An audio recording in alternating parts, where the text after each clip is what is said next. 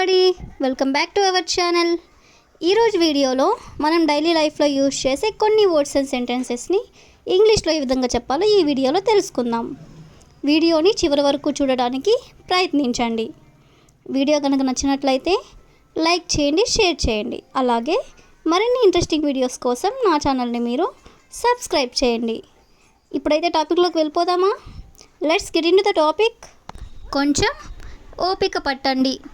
కొంచెం ఓపిక పట్టండి, ఎందుకు తొందరపడుతున్నారు అని ఇలా అంటూ ఉంటారు కదా. సో దీని ఇంగ్లీష్లో have a little patience. Have a little patience అంటే కొంచెం ఓపిక పట్టండి అని. నెక్స్ట్ వన్, నన్ను నిందించకు. నన్ను నిందించకు, మన తప్పు లేనప్పుడు మనం ఇలా అంటూ ఉంటాం కదా, నన్ను నిందించకు అని. సో దీని ఇంగ్లీష్లో don't blame me. Don't blame me అంటే నన్ను నిందించకు అని. నెక్స్ట్ వన్, సోమరిగా ఉండకు. సోమరిగా ఉండకు, కొంతమంది సోమరిగా ఉన్నప్పుడు ఇంట్లో పెద్దవాళ్ళు ఇలా అంటూ ఉంటారు కదా, సోమరిగా ఉండకు అని. సో దీని ఇంగ్లీష్లో don't be lazy. Don't be lazy. Lazy means సోమరితనంగా ఉండడం. డోంట్ బీ లేజీ, సోమరిగా ఉండకు అని. నెక్స్ట్ వన్, నీకు అర్థం కాలేదా. నీకు అర్థం కాలేదా, మనం చెప్పింది అవతల వాళ్ళకి అర్థమైందో లేదో తెలుసుకోవడానికి ఇలా అడుగుతూ ఉంటాం కదా. సో దీని ఇంగ్లీష్లో don't you understand. Don't you understand అంటే నీకు అర్థం కాలేదా అని. నెక్స్ట్ వన్, తొందరగా తీసుకుని రండి. తొందరగా తీసుకుని రండి. Bring it soon.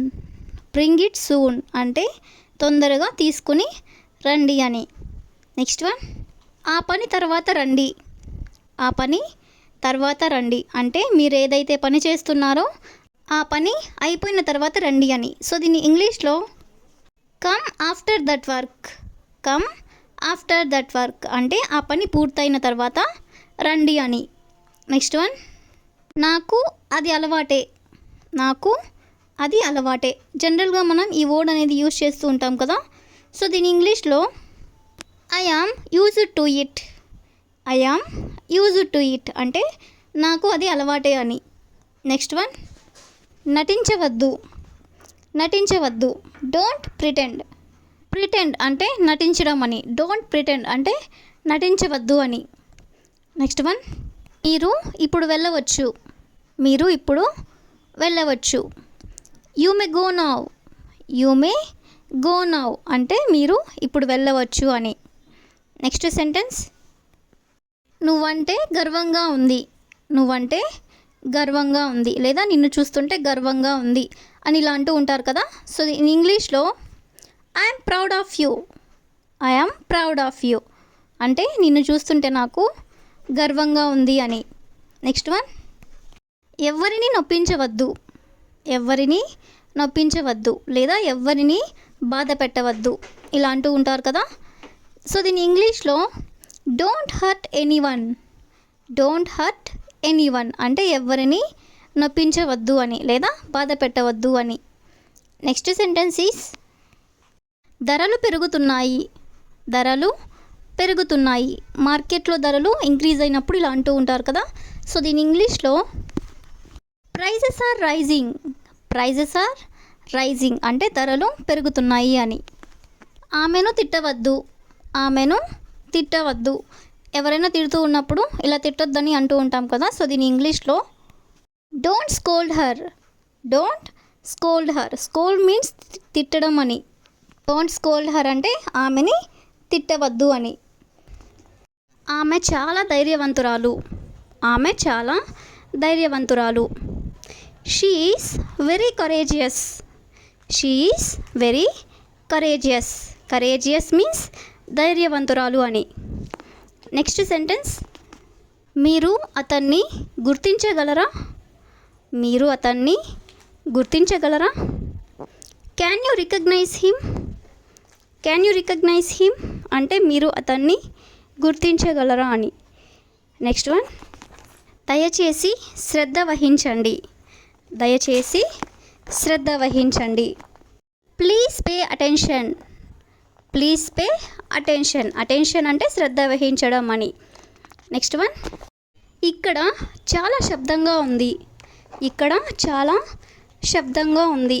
మనం ట్రాఫిక్లో ఉన్నప్పుడు లేదా ఇంకెక్కడైనా ఉన్నప్పుడు ఎవరైనా మనకి కాల్ చేసినప్పుడు లేదా ఏ సందర్భంలో అయినా మనం ఇలా అంటూ ఉంటాం కదా. ఈ సెంటెన్స్ని మనం ఇంగ్లీష్లో there is a lot of noise here, there is a lot of noise here అంటే ఇక్కడ చాలా శబ్దంగా ఉంది అని.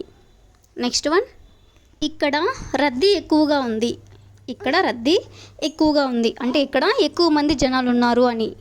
సో దీన్ని ఇంగ్లీష్లో there is a lot of crowd here, there is a lot of crowd here అంటే ఇక్కడ రద్దీ ఎక్కువగా ఉంది అని లేదా ఎక్కువ మంది జనాలు ఉన్నారు అని. నెక్స్ట్ వన్, త్వరగా తిని ట్యూషన్కి వెళ్ళు. ఇలా కూడా చెప్తూనే ఉంటారు కదా. దీన్ని ఇంగ్లీష్లో you eat quickly and go to tuition, you eat quickly and go to tuition అంటే త్వరగా తిని ట్యూషన్కి వెళ్ళు అని. నెక్స్ట్ వన్ ఈజ్ నువ్వు కాసేపైనా నిద్రపోవాలి, నువ్వు కాసేపైనా నిద్రపోవాలి. ఈ సెంటెన్స్ని మనం ఇంగ్లీష్లో you should sleep even for a while, you should sleep even for a while అంటే కాసేపైనా నువ్వు నిద్రపోవాలి అని. నెక్స్ట్ వన్ ఈజ్ ఒకటి ఉండగా మళ్ళీ కొత్తది ఎందుకు, ఒకటి ఉండగా మళ్ళీ కొత్తది ఎందుకు. జనరల్గా పిల్లలు పాతవన్నీ వదిలేసి కొత్తవి అడుగుతూ ఉంటారు కదా, అప్పుడు మనం ఇలా అంటూ ఉంటాం. ఈ సెంటెన్స్ని మనం ఇంగ్లీష్లో why new when there is one, why new when there is one అంటే ఒకటి ఉండగా మళ్ళీ కొత్తది ఎందుకు అని. నెక్స్ట్ వన్ ఈజ్ ఒక్కటి తిను ఎక్కువ తినకు, ఒక్కటి తిను ఎక్కువ తినకు. పిల్లలకు ఇలా కూడా చెప్తూనే ఉంటారు కదా. దీన్ని ఇంగ్లీష్లో you eat one don't eat more, you eat one don't eat more అంటే ఒక్కటి తిను ఎక్కువ తినకు అని. నెక్స్ట్ వన్ ఈజ్ మళ్ళీ ఇప్పుడెందుకు ఏడుస్తున్నావు, మళ్ళీ ఇప్పుడెందుకు ఏడుస్తున్నావు. జనరల్గా పిల్లలు అన్నాక ఏడుస్తూనే ఉంటారు కదా. సో దీన్ని ఇంగ్లీష్లో why are you crying again now, why are you crying again now అంటే మళ్ళీ ఇప్పుడెందుకు ఏడుస్తున్నావు అని. నెక్స్ట్ సెంటెన్స్ ఈజ్ ఈరోజు వర్షం పడుతుందా, ఈరోజు వర్షం పడుతుందా. మనకి ఎప్పుడైనా వర్షం పడేలా అనిపించినప్పుడు ఇలా అడుగుతూ ఉంటాం కదా. సో దీన్ని మనం ఇంగ్లీష్లో is it going to rain today, is it going to rain today అంటే ఈరోజు వర్షం పడుతుందా అని. నెక్స్ట్ వన్ ఈస్ ఎవరిని ఎప్పుడు కలవాలో నాకు తెలుసు, ఎవరిని ఎప్పుడు కలవాలో నాకు తెలుసు. I know whom to meet when, I know whom to meet when అంటే ఎప్పుడు ఎవరిని కలవాలో నాకు తెలుసు అని. నెక్స్ట్ సెంటెన్స్ ఈస్ ఎలా పడితే అలా మాట్లాడవద్దు, ఎలా పడితే అలా మాట్లాడవద్దు. కొంతమంది ఎలా పడితే అలా మాట్లాడుతూ ఉంటారు కదా, అప్పుడు మనం ఇలా అంటూ ఉంటాం. సో ఈ సెంటెన్స్ని మనం ఇంగ్లీష్లో don't talk as and have you want, don't talk as and have you want అంటే ఎలా పడితే అలా మాట్లాడవద్దు అని. నెక్స్ట్ సెంటెన్స్ ఈస్ నా దగ్గర తగినంత డబ్బు ఉంటే ప్రపంచాన్ని చుట్టి వచ్చేవాడిని, నా దగ్గర తగినంత డబ్బు ఉంటే ప్రపంచాన్ని చుట్టి వచ్చేవాడిని. సో ఇలా అంటూ ఉంటారు కదా. దీన్ని మనం ఇంగ్లీష్లో if I have enough money I would travel around the world, if I have enough money అంటే నా దగ్గర తగినంత డబ్బు ఉంటే I travel around the world అంటే ప్రపంచాన్ని చుట్టి వచ్చేవాడిని అని.